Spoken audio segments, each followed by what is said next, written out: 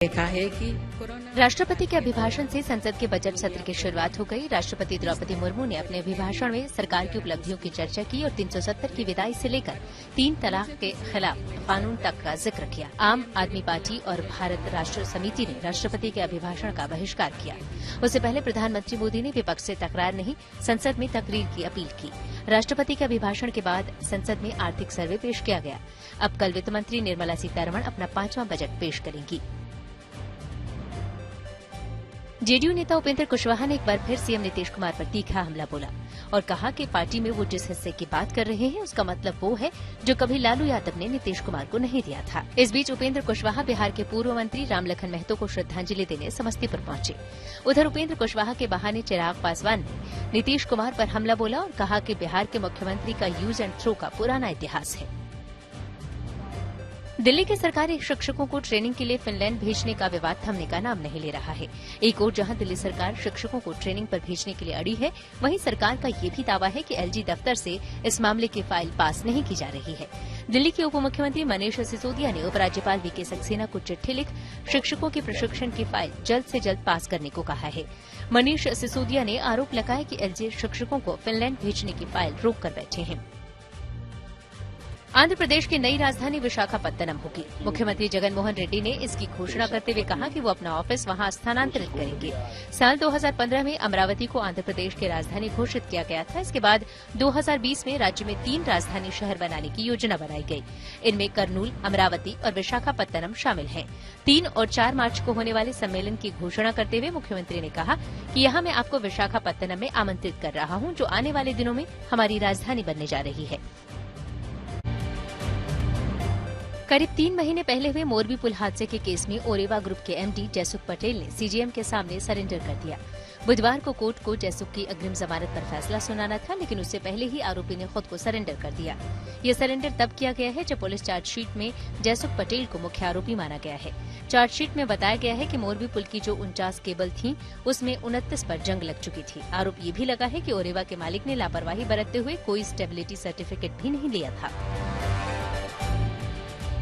सूरत rape case में आसाराम को उम्र कैद की सजा सुनाई गई।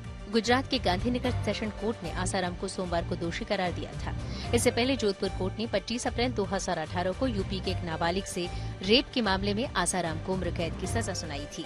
तब से वो जोधपुर की जेल में बंद है। 10 साल से जेल में बंद आसाराम के खिलाफ दुष्कर्म का ये मामला 22 साल पुराना है। तब अक्टूबर 2013 में अहमदाबाद के चांदखेड़ा थाने में एफआईआर दर्ज हुई थी। एफआईआर के मुताबिक महिला के साथ अहमदाबाद शहर के बाहर बने आश्रम में 2001 से 2006 के बीच कई बार दुष्कर्म किया गया। एयर इंडिया की फ्लाइट में बुजुर्ग महिला से बदसलूकी के आरोपी शंकर मिश्रा को जमानत मिल गई है। पटियाला हाउस कोर्ट ने शंकर मिश्रा को 1 लाख के बेल बॉन्ड पर छोड़ने का आदेश दिया। शंकर मिश्रा 6 जनवरी से कस्टडी में है। अदालत ने सोमवार को सुनवाई पूरी करने के बाद फैसला सुरक्षित रख लिया था। दिल्ली पुलिस ने मिश्रा पर जांच में सहयोग नहीं करने का आरोप लगाते हुए जमानत याचिका का विरोध किया था। शंकर मिश्रा पर पिछले साल 26 नवंबर को न्यूयॉर्क से दिल्ली जाने वाली एयर इंडिया की फ्लाइट में एक महिला पर से बदसलूकी के आरोप लगे थे। झारखंड के धनबाद में एक टावर में भीषण आग की वजह से 14 लोगों की मौत की आशंका है, जबकि 3 लोगों की मौत की पुष्टि हो गई है। बैंक मोड़ में आशीर्वाद टावर में आग इतनी भीषण थी कि चारों तरफ अफरा तफरी मच गई, जिसके बाद दमकल विभाग को सूचना दी गई। आग की लपटें दूर से ही दिखाई दे रही थी। आज ब्लैक एंड व्हाइट की शुरुआत हम एक ऐसे विशेषण से करेंगे जिसने पूरी दुनिया में एक नई बहस छेड़ दी है, और ये जो विषय है ये आपके लिए भी एक नया विषय हो सकता है। वो विषय ये है कि क्या आज से कुछ वर्षों के बाद दुनिया का सबसे बड़ा धर्म अधर्म हो जाएगा?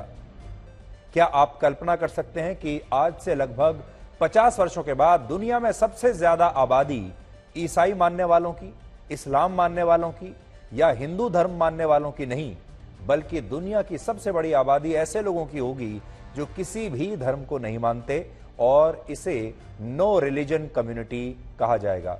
यानी एक ऐसा समाज, एक ऐसा वर्ग जिसकी आस्था परमेश्वर में नहीं बल्कि पैसे में होगी। वो किसी भी धर्म में आस्था नहीं रखता होगा, और इसकी शुरुआत ब्रिटेन से हो चुकी है। इसकी आस्था किस में होगी ये तो हम आगे आपको बताएंगे। पहले पूरी खबर बताते हैं, और खबर पर जाने से पहले आपको समझा देता हूं कि विषय क्या है। विषय यह है कि दुनिया में ऐसे लोगों की संख्या बढ़ रही है जो किसी भी धर्म को नहीं मानते। अब जो व्यक्ति किसी भी धर्म को नहीं मानता, उसका धर्म क्या होगा? इस पर आज हमारा विश्लेषण होगा। और क्या आप ऐसे समाज की कल्पना कर सकते हैं भविष्य में जिसमें ज्यादातर लोग ऐसे होंगे जो किसी भी धर्म में आस्था रखते ही नहीं? तब क्या होगा? ब्रिटेन के में एक जो सेंसस हुई है, इंग्लैंड और वेल्स में जनगणना की गई, जिसमें यह पता चला कि वहां ईसाई धर्म को मानने वाले लोगों की आबादी अब तेजी से कम हो रही है और ऐसे लोगों की आबादी में जबरदस्त वृद्धि हो रही है जो किसी भी धर्म को नहीं मानते। आप तो जानते हैं, ब्रिटेन पारंपरिक रूप से एक ईसाई देश है। क्रिश्चियनिटी को मानने वाले लोग वहां पर रहते हैं, लेकिन एक ऐसा देश जो क्रिश्चियनिटी को मानता है, जहां पुराने जमाने से ही, वर्षों से, दशकों से, और वहां पर क्रिश्चियंस की संख्या घटनी शुरू हो जाए और ऐसे लोगों की संख्या बढ़नी शुरू हो जाए जो किसी धर्म को मानते ही नहीं। वर्ष 2011 में इंग्लैंड और वेल्स में ईसाई धर्म को मानने वाले लोगों की आबादी लगभग 60% थी। यानी वहां 3 करोड़ 33 लाख लोग 2011 में ईसाई धर्म को मानते थे, या यह मान लीजिए कि क्रिश्चियन थे। लेकिन अब इनकी संख्या लगभग 46% रह गई है। यानी 2 करोड़ 75 लाख इनकी संख्या रह गई है। यानी 10 वर्षों में वहां ईसाई धर्म की आबादी लगभग 13% तक घट गई है। और इंग्लैंड के इतिहास में ऐसा पहली बार हुआ है जब वहां ईसाई धर्म की आबादी 50% से भी कम हो गई है। वर्ष 2011 में वहां पर 3.33 करोड़ यानी लगभग 60% आबादी क्रिश्चियंस की थी, और अब 2021 में यह आबादी घटकर 2.75 करोड़ रह गई है, जो कि उनकी आबादी का सिर्फ 46% है। इतिहास में यह पहली बार हुआ है इंग्लैंड के, जब वहां पर ईसाई धर्म को मानने वाले लोगों की आबादी 50% से कम आ गई है। बड़ी बात यह है कि आज इंग्लैंड और वेल्स की 6 करोड़ की आबादी में से 2 करोड़ 75 लाख लोग ईसाई धर्म को मानते हैं केवल, जबकि 2 करोड़ 22 लाख लोग ऐसे हैं जो किसी भी धर्म को नहीं मानते। यानी इन लोगों का वहां अब कोई धर्म नहीं है, और ये एक बहुत बड़ी बात है, ये एक बहुत बड़ा संकेत है भविष्य का। सोचिए, ब्रिटेन की लगभग 37% आबादी धर्म के रास्ते को छोड़कर नो रिलीजन वाले रास्ते पर चल पड़ी है। 2011 में वहां 1 करोड़ 41 लाख लोग ऐसे थे जो किसी भी धर्म को नहीं मानते थे, लेकिन अब 2021 में जो जनगणना की गई उसमें वहां ऐसे लोगों की आबादी बढ़कर 2 करोड़ 22 लाख हो चुकी है। हालांकि यहां एक बात नोट करने वाली यह है कि ब्रिटेन में नो रिलीजन का कल्चर तेजी से लोकप्रिय हो रहा है, लेकिन इस कल्चर का इस्लाम धर्म पर कोई असर नहीं है। 2011 में ब्रिटेन में मुसलमानों की आबादी, इस्लाम को मानने वाले लोगों की आबादी 4.9% यानी लगभग 27 लाख थी, लेकिन अब वहां यह आबादी बढ़कर 6.5% हो गई है, जिसका मतलब यह है कि वहां अब 27 लाख नहीं बल्कि 39 लाख लोग ऐसे हैं जो इस्लाम को मानते हैं, जबकि हिंदुओं की आबादी में भी एक मामूली सी वृद्धि हुई है। 2011 में ब्रिटेन में 8,18,000 हिंदू रहते थे, और अब वहां 10 लाख लोग ऐसे हैं जो हिंदू धर्म को मानते हैं। अब मैं आपको बड़ी स्क्रीन पर बताऊंगा कि ब्रिटेन की आबादी का यह पूरा ब्रेकअप क्या कहता है, और इससे आप भविष्य का भी अंदाजा लगा पाएंगे और दुनिया का भी आप अंदाजा लगा पाएंगे। देखिए, यह इंग्लैंड और वेल्स की धार्मिक स्थिति है आबादी के हिसाब से। जो काले रंग में आप देख रहे हैं वो 2011 के आंकड़े हैं, और जो लाल रंग में आप देख रहे हैं यहां वो 2021 के आंकड़े हैं। इसमें आपको सबसे जो लंबी आपको जो लाइन दिखाई दे रही है वो ये है। इसका मतलब क्या है? इंग्लैंड में 2011 में, काली लाइन देखिए, 2011 में लगभग 60% आबादी ईसाई धर्म को मानने वाली थी, जो अब 2021 में घटकर 46% रह गई है। देखिए, ईसाई धर्म को मानने वाले लोगों की कमी हो रही है तेजी से।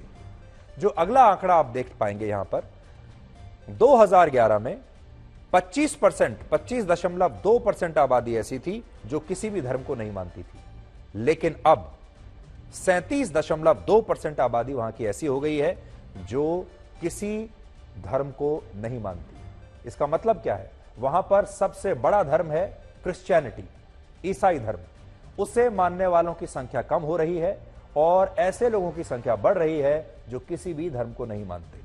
इसमें अगर आप हिंदू और मुसलमान की आबादी भी वहां पर देख सकते हैं। मुस्लिम आबादी में वृद्धि हुई है 10 साल में, 4.9 से 6.5% आबादी अब वहां हो गई है। और हिंदुओं की आबादी में भी मामूली सी वृद्धि दिख रही है। पहले 1.5% थी, 8 लाख, और अब इनकी आबादी बढ़कर 10 लाख हो गई है। इन आंकड़ों से दो बातें समझ में आती हैं। पहली बात यह कि ब्रिटेन जैसा देश, जिसे ईसाई धर्म की सबसे प्रमुख शाखाओं में से एक माना जाता है, वहां ईसाई धर्म को इस्लाम धर्म से भी चुनौती मिल रही है और वहां नो रिलीजन भी लोगों के बीच लोकप्रिय हो रहा है। और बड़ी बात यह है कि कुछ वर्षों के बाद ब्रिटेन में सबसे बड़ा धर्म जानते हैं कौन सा हो जाएगा? आज वहां पर सबसे बड़ा धर्म है ईसाई धर्म। लेकिन शायद जब अगली बार वहां पर जनगणना की जाएगी, 2021 में अभी हुई है, 2031 में जब वहां पर सेंसस होगी, तो पूरी संभावना है कि वहां पर सबसे बड़ी आबादी उन लोगों की होगी जो किसी भी धर्म को नहीं मानते। और जो क्रिश्चियंस वहां पर हैं, ईसाई धर्म को मानने वाले जो लोग हैं, वो नंबर 2 पर आ जाएंगे। ये बात हम इसलिए कह रहे हैं क्योंकि कुछ मामलों में ब्रिटेन में ईसाई धर्म नो रिलीजन से पिछड़ चुका है। नई जनगणना के मुताबिक आज इंग्लैंड और वेल्स में 40 वर्ष से कम आयु वर्ग के लोगों में सबसे बड़ी आबादी ऐसे लोगों की है जो किसी भी धर्म को नहीं मानती। 40 से कम जो साल के जो लोग हैं, इन्हें आप युवा आबादी कह सकते हैं। युवा आबादी में ये जो कल्चर है सबसे ज्यादा देखने को मिल रही है। जो युवा हैं उन्हें धर्म नहीं चाहिए और वो चर्च, मंदिर, मस्जिद या गुरुद्वारों में जाने के बजाय वीकेंड पर शॉपिंग मॉल्स जाना चाहते हैं, सिनेमा हॉल्स में जाना चाहते हैं या फिर पार्टी करना ज्यादा पसंद करते हैं। यानी जो ये नया धर्म है, ये ईश्वर में विश्वास का धर्म नहीं है, बल्कि खुद पर विश्वास का धर्म बन गया है, जिसमें लोग धर्म के बजाय अब खुद के सहारे रहना चाहते हैं। वैसे भी आपने देखा होगा, धर्म में चारों तरफ अगर आप देखेंगे तो धर्म डाइल्यूट हुआ है। अब जो नई युवा पीढ़ी है, उसके पास इतना समय नहीं है कि वो वीकेंड पर, फ्राइडे को या संडे को या मंगलवार को मंदिर में जाए, मस्जिद में जाए या चर्च में जाए या गुरुद्वारे में जाए। जिस दिन उनकी छुट्टी होती है, वो या तो शॉपिंग मॉल्स में जाना चाहते हैं, मल्टीप्लेक्स में जाना चाहते हैं, दोस्तों के साथ पार्टी करना चाहते हैं। उदाहरण के लिए ब्रिटेन में ईसाई धर्म को छोड़कर नो रिलीजन का सिद्धांत अपनाने वाले बहुत सारे लोगों ने कहा है कि उन्हें अपने जीवन से जो कुछ चाहिए उसका धर्म से कोई लेना देना नहीं है, और इसलिए उन्होंने धर्म के रास्ते को छोड़ दिया है। यानी जो कुछ वो अपने जीवन में अचीव करना चाहते हैं, उन्हें ऐसा लगता है कि धर्म उन्हें वो सब नहीं दे सकता। और ये सिर्फ अकेले ब्रिटेन में नहीं हो रहा, आज कनाडा में भी ईसाई धर्म को मानने वाले लोगों की आबादी सिर्फ 53% रह गई है, जबकि किसी भी धर्म को नहीं मानने वाले लोगों की आबादी वहां पर 35% है। यानी कनाडा की 3 करोड़ 80 लाख की आबादी में 1 करोड़ 33 लाख लोग किसी भी धर्म को नहीं मानते। और ये कनाडा का जो तस्वीर अभी आप देख रहे हैं, कनाडा में नो रिलीजन की जो आबादी है, अब आप देख लीजिए 2001 में 16.5 16.5% लोग ऐसे थे जो किसी भी धर्म को नहीं मानते थे कनाडा में। आज लगभग 35% लोग ऐसे हैं कनाडा में जो किसी भी धर्म को नहीं मानते। और कनाडा भी पारंपरिक तौर पर एक क्रिश्चियन कंट्री है, ईसाई धर्म को मानने वाला देश है। और इसी तरह America, France, Germany, Norway, Finland, Spain, Poland और स्वीडन जैसे देशों में भी अब बड़ी संख्या में लोग धर्म को इसी तरह से छोड़ रहे हैं। तो आप सोचिए 20 साल के अंदर, ये सिर्फ 20 साल की बात है, कितना बड़ा बदलाव आपको दिखाई दे रहा है ब्रिटेन जैसे देश में, कनाडा जैसे देश में, और बाकी के जो पश्चिमी देश हैं उनमें भी यही हालत है। जो भी यूरोप के बड़े बड़े, जिन्हें आप ईसाई धर्म को मानने वाले देश मानते हैं, वहां पर बड़ी संख्या में ऐसे लोग हैं जो अब धर्म से दूर जा रहे हैं, जिनका धर्म से मोह भंग हो चुका है। और इनमें ज्यादातर लोग युवा पीढ़ी के लोग हैं, और वो ये मानते हैं कि उन्हें जो जीवन में चाहिए वो धर्म से नहीं मिल सकता। असल में आज पूरी दुनिया में धर्म की जड़ें सबसे ज्यादा मजबूत हैं, और आज हर धर्म ने अपने लोगों के बीच एक ऐसी व्यवस्था बना दी है जिसका फिलहाल कोई दूसरा विकल्प नजर नहीं आता। उदाहरण के लिए आज हर धर्म में मृत्यु को लेकर अलग अलग परंपराएं हैं, जन्म को लेकर अलग अलग परंपराएं हैं। जैसे हिंदू धर्म में मृतक के शरीर को जलाया जाता है, ईसाई और इस्लाम धर्म में शरीर को मिट्टी में दफनाया जाता है। इसीलिए अब बहस इस बात पर भी हो रही है कि जो लोग धर्म को पूरी तरह छोड़ चुके हैं, उनका अंतिम संस्कार कैसे किया जाएगा, उन्हें जलाया जाएगा, दफनाया जाएगा और उनके अंतिम संस्कार पर कौन से रीति रिवाज जो हैं वो फॉलो किए जाएंगे। सबसे बड़ी बात आपको आगे बढ़ने से पहले बताता हूं, पूरी दुनिया में सबसे ज्यादा दंगे, सबसे ज्यादा हिंसा, सबसे ज्यादा संघर्ष धर्म के नाम पर होता है। रोटी, कपड़ा और मकान के नाम पर नहीं होता। इतना संघर्ष आपको कभी भी रोटी, कपड़ा, मकान पर नहीं दिखाई देगा। धर्म पर दंगे हो जाते हैं, धर्म पर लोग अपनी जान दे भी देते हैं और जान लेने पर भी आमादा हो जाते हैं। और इसी मुद्दे पर पश्चिमी देशों में अब कई संस्थाएं काम कर रही हैं कि जो ऐसे लोग हैं जो किसी भी धर्म को नहीं मानते, उनका अंतिम संस्कार कैसे होगा। और हो सकता है कि नो रिलीजन को लेकर भी भविष्य में कोई दूसरी नई व्यवस्था बन जाए। लेकिन यहां दो बातें पूरी तरह स्पष्ट हैं। पहली बात यह कि नो रिलीजन परमेश्वर के सिद्धांत पर नहीं बल्कि पैसे के सिद्धांत पर टिका होगा। और नो रिलीजन में लोगों की भावनाएं पैसे के लिए आहत हुआ करेंगी। और यह भी संभव है कि भविष्य में दंगे धर्म के नाम पर नहीं बल्कि पैसे के नाम पर और कॉन्फ्लिक्ट ऑफ इंटरेस्ट के नाम पर होंगे, जो कि आजकल होता भी है। ऐसा नहीं है कि पैसे के नाम पर आज बड़ी बड़ी जंग होती है, पैसे के नाम पर युद्ध होता है, लेकिन जो आम लोग हैं वो आज भी धर्म के नाम पर ही संघर्ष करते हैं। तो बड़ी बात यह है कि जो लोग कोई धर्म नहीं मानते, उनका धर्म क्या होगा। सोचकर देखिए आप, जो व्यक्ति किसी भी धर्म को नहीं मानता, उसका धर्म क्या है। हमें लगता है उसका धर्म शायद होगा पैसा, क्योंकि जीवन से जो कुछ चाहता है वो शायद उसका धर्म उसे नहीं दे पाएगा। और ये जो नई पीढ़ी है, ये जीवन में भौतिक वस्तुएं चाहती है, पैसा चाहती है, और शायद ये धर्म उन्हें दे नहीं सकता।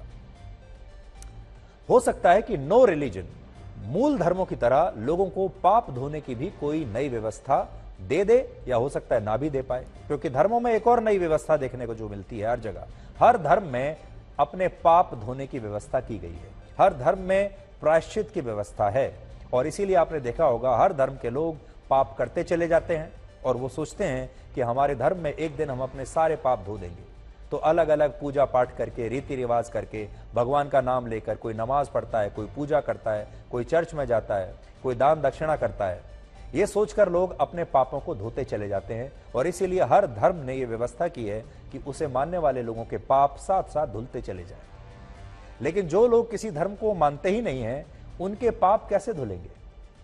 और उनका जो धर्म होगा वो क्या होगा। जब धर्म ही पैसा बन जाएगा तो उसे कमाने के लिए, उसे अर्जित करने के लिए इंसान किसी भी लक्ष्मण रेखा को पार करने लगेगा। उसे किसी का डर नहीं होगा, उसे ईश्वर का डर नहीं होगा, अपने धर्म का डर नहीं होगा। सोचिए एक कैसी नई व्यवस्था हमारी दुनिया में बनने वाली है, बन रही है इस समय पूरी दुनिया में 10,000 से ज्यादा छोटे और बड़े धर्म हैं, जिनमें 12 धर्म ऐसे हैं जिनका पालन दुनिया की 83% आबादी करती है। इनमें सबसे बड़ा धर्म है ईसाई धर्म, जिसे पूरी दुनिया में 238 करोड़ लोग मानते हैं। दूसरे नंबर पर है इस्लाम धर्म। इस्लाम को 191 करोड़ लोग मानते हैं। 119 करोड़ लोग ऐसे हैं जो किसी धर्म को नहीं मानते, यानी किसी धर्म को न मानने वाले लोग आज तीसरे नंबर पर हैं। और धर्म के मामले में ये लोग तटस्थ माने जाते हैं। और 116 करोड़ लोग हिंदू धर्म को मानते हैं। इस मामले में हिंदू धर्म पूरी दुनिया में चौथे नंबर पर है। यानी इस हिसाब से देखें तो नो रिलीजन वाले जो लोग हैं वो हिंदू धर्म को पीछे छोड़ चुके हैं और ये दुनिया में अब तीसरे नंबर का सबसे बड़ा धर्म है। तो बड़ा ये जो तस्वीर है आपके सामने बड़ी दिलचस्प है। पहले नंबर पर ईसाई धर्म को मानने वाले लोग 238 करोड़, देखिए।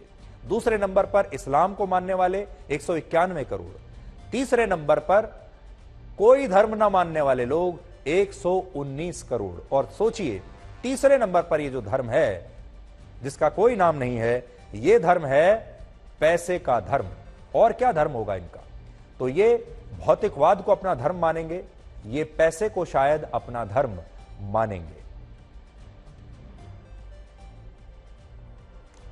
अब इस सवाल पर आते हैं कि क्या भारत में भी ऐसा हो सकता है जैसा अभी आजकल ब्रिटेन में, कनाडा में और बाकी के पश्चिमी देशों में हो रहा है? तो इसका जवाब है बिल्कुल, भारत में भी ऐसा हो सकता है। और यह मैं क्यों कह रहा हूं, उसका सबसे बड़ा कारण है हमारे देश की युवा आबादी। पूरी दुनिया में सबसे बड़ी युवा आबादी हमारे देश में है। और ये जो चलन है किसी भी धर्म को न मानने का ये सबसे ज्यादा युवा आबादी में ही देखने को मिल रहा है। असल में भारत दुनिया की सबसे ज्यादा युवा आबादी वाला देश है, जहां लोगों की औसत आयु सिर्फ 28.7 वर्ष है और ये नोटा वाला धर्म पूरी दुनिया में युवा आबादी ही सबसे ज्यादा अपना रही है। इसलिए हमारे देश पर इसका प्रभाव आगे चलकर जरूर पड़ेगा।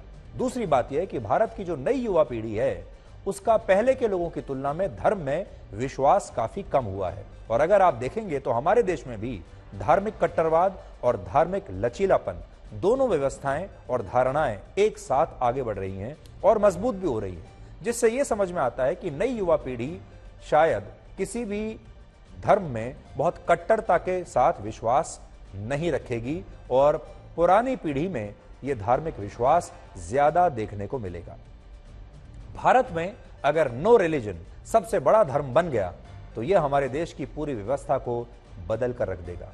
और जैसा कि मैं आपको अपना सबसे बड़ा डर बता रहा हूं, जो व्यक्ति किसी भी धर्म को नहीं मानेगा शायद उसके लिए सबसे बड़ा धर्म पैसा ही बन जाएगा और लोगों का जो इकोनॉमिक स्टेटस है, यानी आपकी जो आर्थिक स्थिति है, वही आपका धर्म बन जाएगी और वही आपकी नई जातियां बन जाएगी। नया धर्म और नई जातियां होंगी lower middle class, upper middle class, अमीर और गरीब, ये सब नए धर्म हो जाएंगे। तो जब कोई आपसे पूछेगा कि आपका धर्म क्या है तो आप कहेंगे मेरा धर्म है मैं तो मिडिल क्लास हूं, या कोई कहेगा कि मैं गरीब हूं, यही मेरा धर्म है, कोई कहेगा मैं अमीर हूं, यही मेरा धर्म है। तो एक बहुत ही इंटरेस्टिंग कॉन्सेप्ट आज हमें मिला जब हम ये खबर आज आपके लिए खबरें ढूंढ रहे थे, जिससे ये पता चलता है कि पूरी दुनिया में अब तीसरे नंबर पर ऐसे लोगों की संख्या हो गई है। लगभग 119 करोड़ लोग ऐसे हो गए हैं जो धर्म के कॉलम पर नोटा पर टिक करना चाहते हैं, जो ये कहना चाहते हैं कि हम किसी भी धर्म को नहीं मानते। आज इनकी संख्या 119 करोड़ है। 20 वर्ष के बाद इनकी संख्या 250 करोड़ भी हो सकती है, 300 करोड़ भी हो सकती है, उससे ज्यादा भी हो सकती है। यानी लगभग आधी दुनिया ऐसी हो जाएगी जो किसी भी धर्म को नहीं मानती होगी। और हमारे देश में जो नई युवा पीढ़ी आ रही है वो भी शायद इन्हीं के कदमों पर चलने लगेगी। तो एक नए समाज की जो नींव है वो पड़ चुकी है। एक नए समाज का निर्माण शुरू हो चुका है जिसमें धर्म नहीं होगा। इसमें कुछ अच्छी बातें भी हैं, कुछ खराब बातें भी हैं। खराब बात, जैसे मैंने आपको कहा, कहीं ऐसा ना हो कि ये सारे लोग पैसे को ही अपना धर्म मानने लगे। ऐसा ना हो कि इनके धर्म और जातियां middle class, upper middle class, lower middle class, अमीर और गरीब बन जाएं। लेकिन एक दूसरा कारण यह भी है, जैसा कि हमने आपको कहा, पूरी दुनिया में सबसे ज्यादा दंगे और संघर्ष धर्म को लेकर ही होते हैं, कट्टरवाद को लेकर होते हैं। आतंकवाद जैसी जो समस्याएं हैं उसमें भी धर्म का बहुत बड़ा रोल है। तो अगर लोगों ने धर्म को मानना बंद कर दिया तो क्या फिर इस तरह की कट्टरवाद की जो स्थितियां हैं ये खत्म हो जाएंगी? क्या धर्म को लेकर दंगे समाप्त हो जाएंगे? क्या धर्म को लेकर जो संघर्ष आज पूरी दुनिया में चल रहा है अलग अलग धर्मों के बीच, क्या वो समाप्त हो जाएंगे? जो लोग कन्वर्जन कराते हैं, जो लोग घर वापसी कराते हैं, उन सब की दुकानें भी बंद हो जाएंगी। और सोचिए, हमारे देश में इतने मंदिर हैं, पूरी दुनिया में इतने चर्च हैं, इतने मस्जिद हैं, कितने गुरुद्वारे हैं। जब धीरे धीरे लोग धर्म को मानना ही बंद कर देंगे तो इन मंदिरों का क्या होगा, गुरुद्वारों का क्या होगा, चर्चेस का क्या होगा और मस्जिदों का क्या होगा? क्योंकि वहां जाने वाले लोगों की संख्या बहुत कम हो जाएगी। और ये वो समय होगा जब लोगों के पास इन पूजा स्थलों पर जाने का समय ही नहीं बचेगा।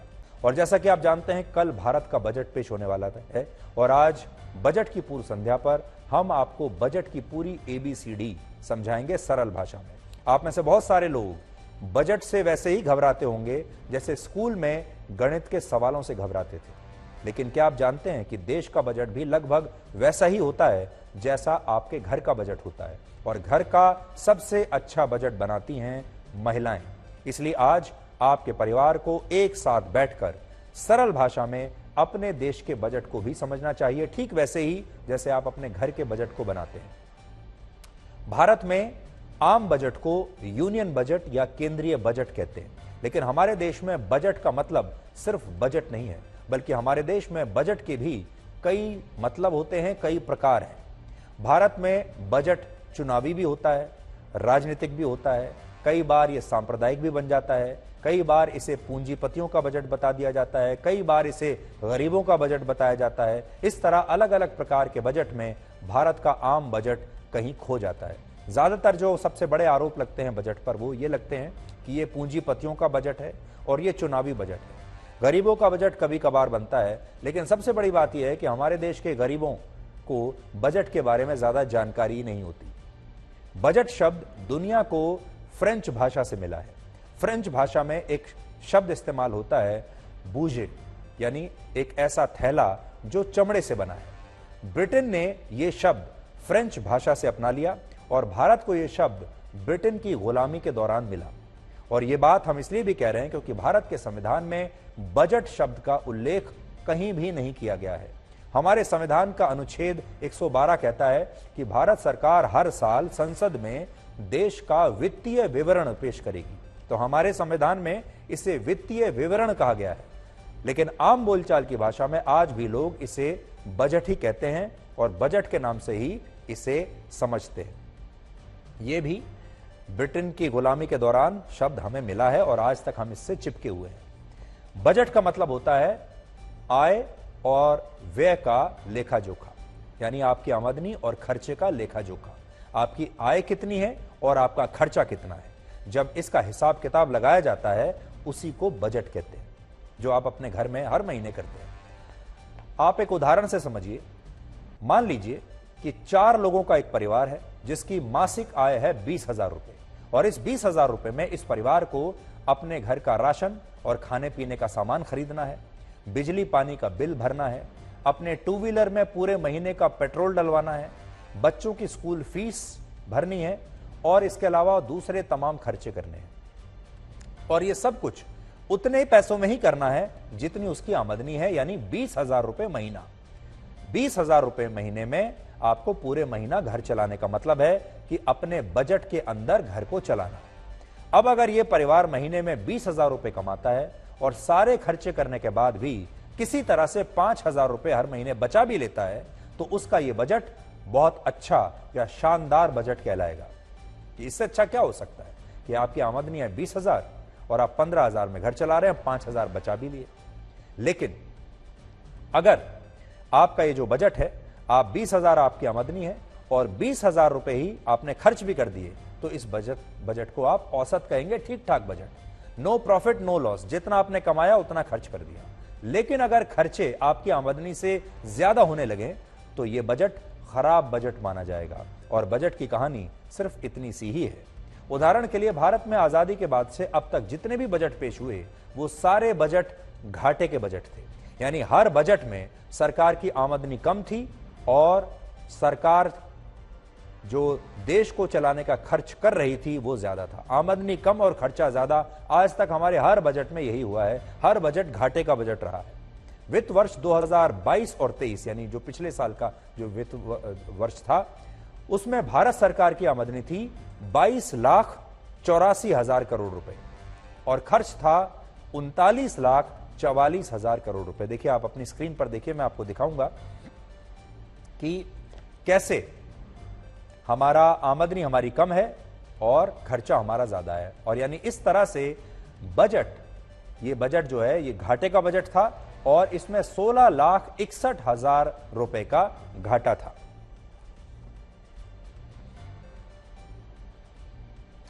भारत के ज्यादातर परिवारों का बजट महिलाएं बनाती हैं और आपके परिवार का भी बजट महिलाएं ही बनाती होंगी। इसलिए जो महिलाएं अभी हमें देख रही हैं वो समझ गई होंगी कि बजट असल में कोई मुश्किल चीज नहीं है, बल्कि ये रोजमर्रा की जिंदगी का एक हिस्सा है और सरकार भी हर साल यही काम करती है। सरकार बजट में ये बताती है कि उसके पास कितनी आमदनी है और वो इस आमदनी में भारत रूपी 140 करोड़ लोगों के इस परिवार पर इसका खर्चा कैसे चलाएगी।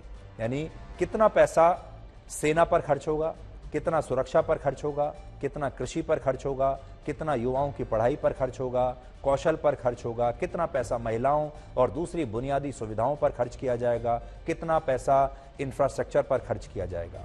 अगर इसे आप अपने घर के बजट में ढालेंगे तो आप सोचिए कि आपके पास आपकी एक हर महीने की आपकी आमदनी है, उसमें आपको यह तय करना है कि आप अपने घर की सुरक्षा में कितना पैसा खर्च करेंगे। तो जो शहरों में बड़े लोग रहते हैं उनकी सोसाइटी में गार्ड रहते हैं, तो आप गार्ड्स पर कितना पैसा खर्च करेंगे, मेंटेनेंस पर कितना पैसा खर्च करेंगे, अगर आप अपने घर की सुरक्षा के लिए सीसीटीवी कैमरे लगवा रहे हैं उस पर कितना पैसा खर्च करेंगे, उसके बाद आप अपने घर के राशन पर, खाने पीने पर कितना पैसा खर्च करेंगे, अपने बच्चे की शिक्षा पर, अगर बच्चा स्कूल में है या कॉलेज में है उस पर कितना खर्चा करेंगे, और आप क्या अपने बच्चे को किसी और तरह की कोचिंग दिलवा रहे हैं यानी स्किल उसका बढ़ा रहे हैं तो उस पर आप कितना पैसा खर्च करेंगे, भविष्य के लिए अगर आपने कहीं पैसा इन्वेस्ट करना है तो उस पर कितना पैसा खर्च करेंगे, अपने घर को ठीक ठाक कराना यानी उसकी मेंटेनेंस पर कितना पैसा खर्च करेंगे। और यही जो चुनौतियां हैं ये सरकार के पास भी होती है। अब इस सवाल पर आते हैं कि हर बार बजट में सबसे ज्यादा चर्चा टैक्स की होती है, तो ये टैक्स क्या होता है और टैक्स की चर्चा सबसे ज्यादा क्यों होती है? इसका कारण है सरकार और सरकार की आमदनी। असल में टैक्स के रूप में सरकार को जो भी पैसा मिलता है आपसे, वो पैसा ही सरकार की आय होती है, यानी आप जो टैक्स देते हैं वो पैसा सरकार की आमदनी होती है और फिर यही आमदनी सरकार लोगों पर खर्च करती है। आपने देखा होगा आपके घर के आसपास बहुत सारी सरकार काम करती है, डेवलपमेंट के, विकास के, कहीं पार्क बन रहे हैं, कहीं सड़कें बन रही हैं। आपने देखा होगा दुर्घटनाओं में लोग मारे जाते हैं तो सरकार उन्हें मुआवजा भी देती है, बहुत सारी फ्री की स्कीम्स लेकर आती है। ये सारा पैसा सरकार के पास कहां से आता है? ये सारा पैसा वो होता है जो आप टैक्स से देते हैं। इसलिए सोचिए अगर सरकार को अपनी आमदनी बढ़ानी है तो वो क्या करेगी? उसे ज्यादा टैक्स बढ़ाना होगा। और यही वजह है कि लोगों का सारा ध्यान बजट के दौरान इसी टैक्स पर होता है कि कहीं सरकार अपनी आमदनी बढ़ाने के चक्कर में टैक्स ना बढ़ा दे। लोग चाहते हैं कि सरकार टैक्स ना बढ़ाए, लेकिन सरकार की दुविधा यह होती है कि अगर उसकी आमदनी नहीं बढ़ेगी और खर्चा बढ़ता चला जाएगा तो फिर उसे कर्ज लेना पड़ेगा, और कर्ज का मतलब होगा देश के लोगों पर एक आर्थिक बोझ, जैसा पाकिस्तान में हो रहा है, जैसा श्रीलंका में हो रहा है, जैसा नेपाल में हो रहा है और बहुत सारे देशों में हो रहा है। क्योंकि वहां की जो सरकारें हैं वो दिवालिया हो गई, उनके पास पैसा नहीं है, अब वो बाहर से कर्जा लेती हैं और तब अपने देश के लोगों पर खर्चा करती है। भारत सरकार हर साल लाखों करोड़ रुपए का बजट का घाटा उठाती है, इसलिए उस पर भी कर्ज बढ़ रहा है। इस समय भारत की सरकार पर 152 लाख करोड़ रुपए का कर्ज है, 152 लाख करोड़ रुपए, जिनमें लगभग 4.5 लाख करोड़ रुपए का कर्ज हमने दूसरे देशों से लिया है। भारत का पहला फुल बजट वर्ष 1949 में पेश हुआ था और इस बजट में भी, ये बजट भी घाटे का बजट था, और उस समय सरकार का खर्च था 323 करोड़ रुपए और सरकार की आमदनी थी 308 करोड़ रुपए, यानी आय से 15 करोड़ रुपए ज्यादा सरकार को खर्च करने पड़े थे। सरल भाषा में कहें तो हमारे देश में लोग व्यक्तिगत तौर पर अपनी आय में वृद्धि चाहते हैं, लेकिन वो सरकार की आय में वृद्धि नहीं चाहते, क्योंकि सरकार की आय में वृद्धि का मतलब है टैक्स में भी वृद्धि। टैक्स दो प्रकार के होते हैं, इनमें पहला होता है डायरेक्ट टैक्स, जो सरकार को नौकरी पेशा लोगों और कॉरपोरेट कंपनियों से मिलता है, और फिलहाल 140 करोड़ लोगों के देश भारत में सिर्फ 6% लोग यानी 8 करोड़ 22 लाख लोग और कॉरपोरेट कंपनियां ही सरकार को डायरेक्ट टैक्स देते हैं। इसे आप इनकम टैक्स भी मान सकते हैं। हमारे देश में सिर्फ 8 करोड़ 22 लाख लोग ही इनकम टैक्स देते हैं, जो डायरेक्ट टैक्स माना जाता है। इस हिसाब से देखें तो भारत में डायरेक्ट टैक्स देने वाले लोग बहुत ही कम हैं, सिर्फ 8 करोड़ लोग हैं 140 करोड़ में से। लेकिन इनडायरेक्ट टैक्स के रूप में पूरा देश सरकार को टैक्स देता है, क्योंकि यह टैक्स जीएसटी के रूप में हर वस्तु पर और हर सेवाओं पर सभी के लिए समान रूप से लगाया जाता है। आप कोई भी चीज बाजार से जब खरीदते हैं, कोई भी सेवाएं खरीदते हैं, तो उस पर टैक्स लग कर आता है। अगर आप एक टूथपेस्ट खरीदते हैं उसमें भी टैक्स लग कर आता है, कोई भी खाने पीने का सामान खरीदते हैं उसमें टैक्स लग कर आता है जीएसटी के रूप में, और उसे आप चुकाते हैं। हमारे देश में बहुत सारे लोग टैक्स व्यवस्था को गलत मानते हैं और यह भी कहा जाता है कि भारत की टैक्स व्यवस्था पश्चिम देशों से प्रेरित है, जबकि यह बात सच नहीं है। आज हम आपको राम राज्य की टैक्स प्रणाली के बारे में बताएंगे, जिसका जिक्र गोस्वामी तुलसीदास ने अपनी मूल दोहावली में किया था, और तुलसीदास ने ही रामचरितमानस की भी रचना की थी, जैसा आप जानते हैं। तो उस जमाने में उन्होंने राजा और प्रजा के लिए उनके बीच में किस तरह के आर्थिक संबंधों की बात कही थी, वो आपको बताते हैं। तुलसीदास ने अपनी दोहावली के एक खंड में बताया है कि राजा को कैसा होना चाहिए और राम राज्य की टैक्स प्रणाली का रूप क्या होना चाहिए। वो एक दोहे के जरिए बताते हैं कि सूर्य जब पृथ्वी से जल को सोखता है तब किसी को पता नहीं चलता, लेकिन जब यही जल बादल के रूप में बरसता है, बारिश के रूप में, तो ये सबको प्रसन्न कर देता है। और टैक्स का रूप भी ऐसा ही होना चाहिए, यानी सरकार को लोगों से उतना ही टैक्स लेना चाहिए जिससे लोगों को कोई तकलीफ ना हो और उन्हें पता भी ना चले, उन्हें टैक्स का एहसास ना हो, चुभे नहीं। जैसे सूर्य के जल सोखने के दौरान पृथ्वी पर नदियों और समुद्र को कोई एहसास नहीं होता, ऐसे ही एक और दोहे में तुलसीदास कहते हैं कि टैक्स लग्जरी वस्तुओं पर ज्यादा होना चाहिए और जो बुनियादी जरूरी वस्तुएं हैं उन पर कम से कम होना चाहिए। ये दोहा मैं आपको पढ़कर बताता हूं। मनी मानिक महंगे किए, सहजे त्रन जल नाज, तुलसी सोई जानिए, राम गरीब नवाज। इसका अर्थ यह है कि जिन चीजों के बिना मनुष्य का काम चल सकता है उन पर ज्यादा टैक्स होना चाहिए, लेकिन जिन चीजों के बगैर मनुष्य के जीवन की कल्पना नहीं हो सकती, ऐसी चीजों पर टैक्स कम से कम होना चाहिए। अब सोचिए, राम राज्य की टैक्स प्रणाली आज भी कितनी प्रासंगिक है और सरकार हमारी जो है वो भी यही कोशिश करती है। लग्जरी आइटम्स पर ज्यादा टैक्स लगता है, आपने देखा होगा, बड़ी गाड़ियों पर ज्यादा टैक्स लगता है, महंगे कपड़ों पर टैक्स लगता है, महंगे जो आइटम्स होते हैं, हीरे जवाहरात, सोना चांदी, उस पर ज्यादा टैक्स लगता है। और जो बुनियादी चीजें हैं, आटा दाल चावल, जो उन पर टैक्स कम लगता है। सिगरेट पर, शराब पर टैक्स ज्यादा लगता है। इसके अलावा एक और दोहे में तुलसीदास कहते हैं कि नीतिवान और श्रेष्ठ राजा वही है जो अपनी प्रजा से तब टैक्स वसूलता है जब वो इसके लिए सक्षम होती है, लेकिन एक कमजोर राजा की पहचान ये होती है कि वो संकट और अकाल की घड़ी में भी अपनी प्रजा से टैक्स वसूलता है। तुलसीदास के दोहावली के अलावा कौटिल्य द्वारा रचित ग्रंथ अर्थशास्त्र में भी टैक्स को एक देश के लिए जरूरी माना गया है और इसका जिक्र महाभारत में भी मिलता है। महाभारत के 72वें अध्याय के 11वें श्लोक में लिखा है कि राजा को किसी भी प्रकार की ढिलाई न करते हुए धर्म के अनुरूप कर यानी टैक्स का संग्रहण करना चाहिए। साथ ही राजधर्म के अनुसार शासन करके लोगों के कल्याण के लिए आवश्यक व्यवस्थाएं करनी चाहिए। कहने का मतलब यह है कि टैक्स की व्यवस्था प्राचीन काल से ही है। कभी टैक्स वस्तुओं के रूप में चुकाया जाता था, तो कभी सेवा के रूप में, और आज टैक्स मुद्रा यानी करेंसी के रूप में चुकाया जाता है। हमारे देश में टैक्स को अक्सर एक खलनायक यानी विलेन की तरह समझा जाता है, लेकिन क्या आपको पता है कि आज अगर सरकार लोगों से टैक्स लेना बंद कर दे तो देश में किसी भी प्रकार का कोई विकास का काम या निर्माण नहीं होगा। सड़कें, पुल और इंफ्रास्ट्रक्चर के काम बंद हो जाएंगे, सेना नए हथियार नहीं खरीद पाएगी, सरकार किसी भी सरकारी कर्मचारी को, किसी भी सैनिक को, किसी भी पुलिस वाले को तनख्वाह नहीं दे पाएगी, अस्पतालों के पास कोई सुविधा नहीं बचेंगी, डॉक्टर्स नहीं बचेंगे, पुलिस नहीं होगी, किसी भी सरकारी दफ्तर में कोई काम नहीं होगा, आपको कोई सुविधा नहीं मिलेगी, सरकार दूसरे देशों से कुछ भी आयात नहीं कर पाएगी, आपका पेट्रोल डीजल बंद हो जाएगा और आप भी पैसा होते हुए कुछ नहीं कर पाएंगे। मौजूदा वित्त मंत्री निर्मला सीतारमण 1 फरवरी को यानी कल सुबह 11 बजे देश का बजट संसद में पेश करेंगी, लेकिन आपको जानकर आश्चर्य होगा कि भारत का बजट हमेशा से सुबह 11 बजे पेश नहीं होता था। वर्ष 1860 में गुलाम भारत का पहला बजट शाम 5 बजे पेश हुआ था और इसके पीछे वजह यह थी कि इंडियन स्टैंडर्ड टाइम यानी IST के अनुसार जब भारत में शाम के 5 बज रहे होते थे तब ब्रिटेन में सुबह के 11 बजे का समय होता था, यानी भारत का बजट ब्रिटेन के समयानुसार पेश किया जाता था और यह परंपरा 150 से भी ज्यादा वर्षों तक ऐसे ही चलती रही।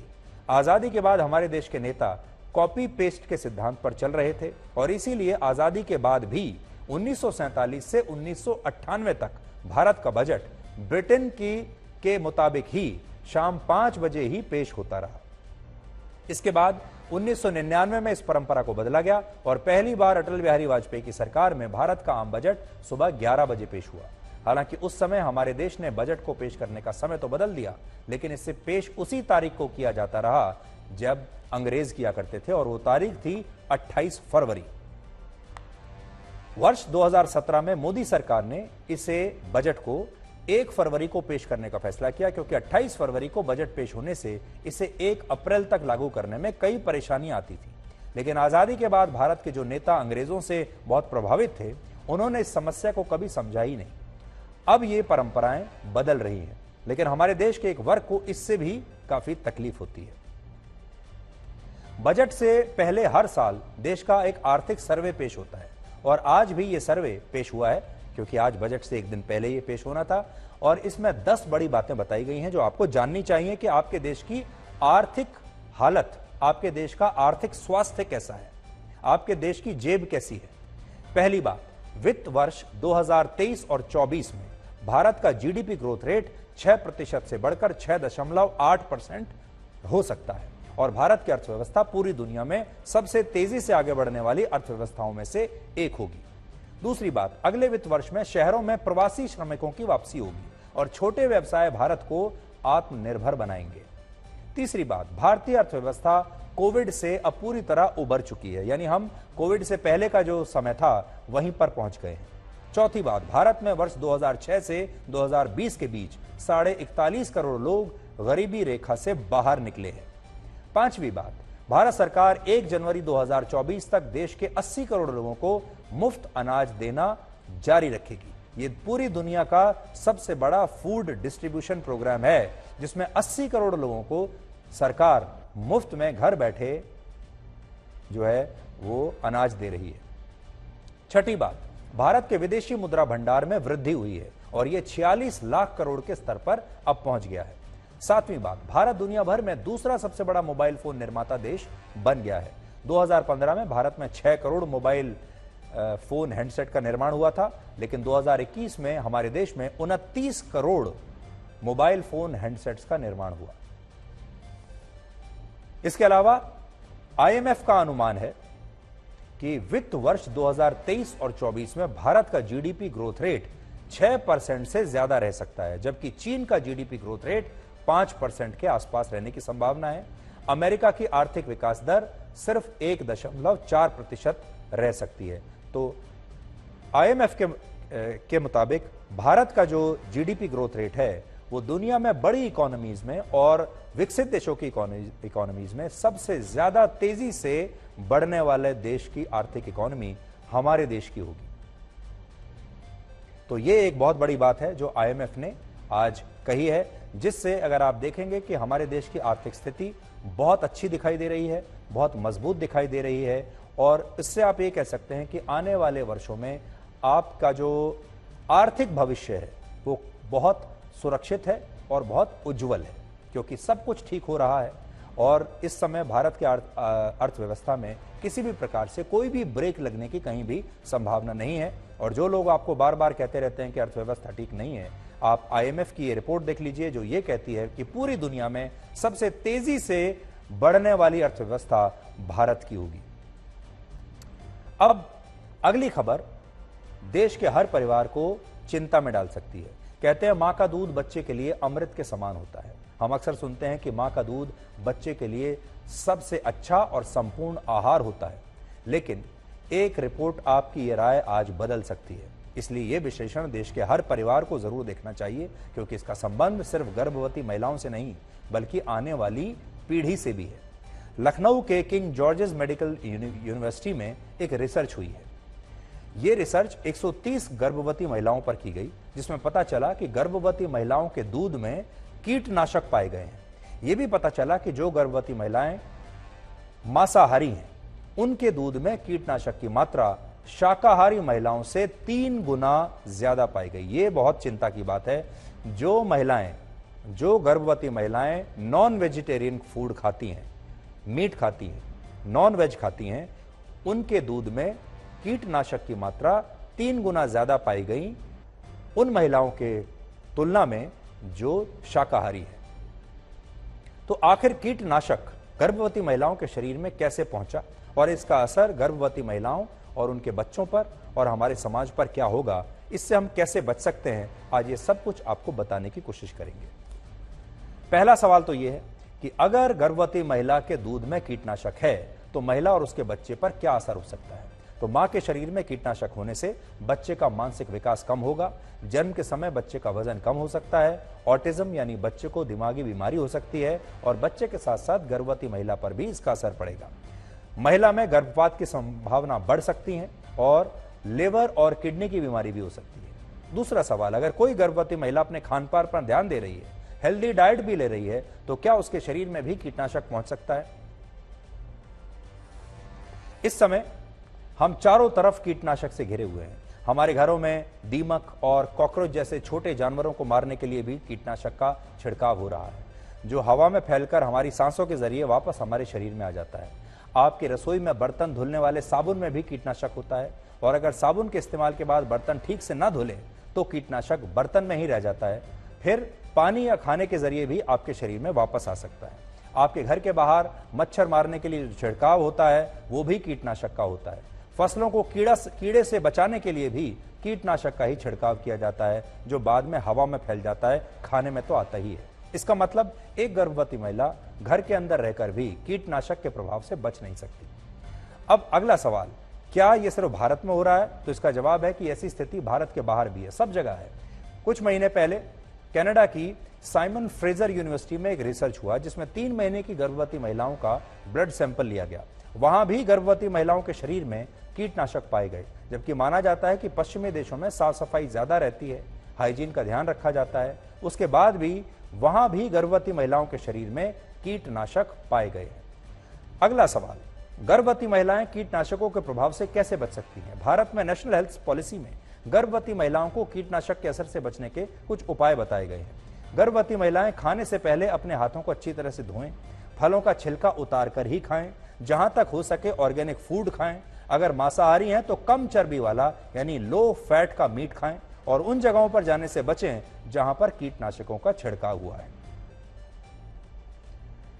क्या कीटनाशकों का खतरा सिर्फ गर्भवती महिलाओं और नवजात बच्चों को ही है? ऐसा बिल्कुल नहीं है। कीटनाशकों का खतरा हर आयु वर्ग के लोगों पर है। पूरी दुनिया में लगभग 1000 तरीकों के कीटनाशकों का छिड़काव फसलों पर होता है। इस छिड़काव का लक्ष्य तो होता है फसलों को कीड़े से बचाना, लेकिन इसमें मौजूद जहरीले पदार्थ फसलों के जरिए, इस अनाज के जरिए हमारे खाने में पहुंच जाते हैं और फिर हमें नुकसान करते हैं।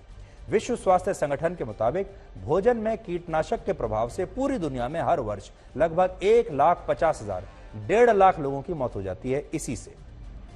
क्या कीटनाशकों के प्रयोग से बचा जा सकता है? भारत में 60 के दशक में हरित क्रांति की शुरुआत हुई। तब रासायनिक खाद और कीटनाशकों का प्रयोग हमारे देश में शुरू हुआ था। 1965 और 66 में देश में कीटनाशकों का प्रयोग 14,630 टन था। अब 2018-19 तक ये बढ़कर 62,180 टन हो गया। सोचिए, 62,180 टन कीटनाशक हमारे देश के किसान फसलों पर छिड़क देते हैं। भारत में कीटनाशकों का बाजार वर्ष 2024 तक 316 अरब रुपए तक पहुंचने का अनुमान है। कीटनाशकों का प्रयोग अनाज का उत्पादन तो बढ़ा सकता है, लेकिन इससे मिट्टी, पर्यावरण और हमारे शरीर तीनों को बहुत नुकसान हो रहा है। इसलिए हमारे देश की सरकार को यह कोशिश करनी चाहिए कि वो किसानों को कीटनाशकों का कोई पर्याय दे सके, उन्हें बता सके कि कैसे कीटनाशकों को रोकना है। आखिर में बस आपको यह कहना चाहेंगे कि हमारे देश में खेती के दौरान, कृषि के दौरान कीटनाशकों का जो प्रयोग हो रहा है, चाहे वो मिट्टी में मिलाकर हो या स्प्रे करके हो, उसकी वजह से अनाज में ये कीटनाशक आ रहे हैं। आप उसी अनाज को खा रहे हैं और आपके शरीर में वो कीटनाशक अलग अलग केमिकल्स के जरिए पहुंच रहा है, जिससे आपको बीमारियां होती हैं। सबसे खतरनाक बात यह है कि अब ये कीटनाशक मां के दूध तक पहुंच गया है और मां का दूध अब अमृत की बजाय जहर बन चुका है। ये बात बहुत ही खतरनाक है, इससे हम आपको आगाह करना चाहते थे। और मशहूर दार्शनिक कार्ल मार्क्स ने एक बार कहा था, धर्म किसी दबे हुए प्राणी की सांस है, निष्ठुर दुनिया का दिल है, बेजान परिस्थिति की जान है, और ये लोगों के लिए अफीम के समान है।